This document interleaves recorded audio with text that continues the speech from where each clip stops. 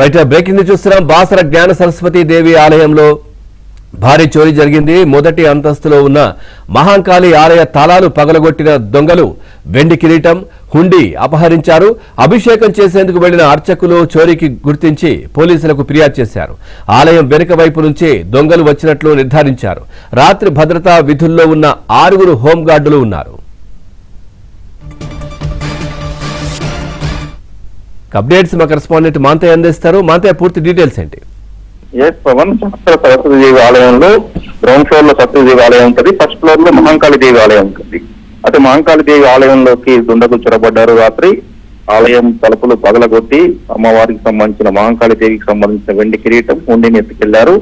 ఆలయం వెనుక వైపు నుంచి మహాంకాళి దేవి ఆలయంలో ప్రవేశించినట్టు ప్రాథమిక విచారణ నిర్ధారణ అయింది. ఎందుకంటే ఆ వెనుక వైపు ఎత్తైన ప్రాంతం ఉంటుంది, ఈజీగా లోనికి రావచ్చు, మొదటి వెళ్ళవచ్చు. దొంగలు ఆ విధంగానే వచ్చినట్టు కూడా భావిస్తా ఉన్నారు.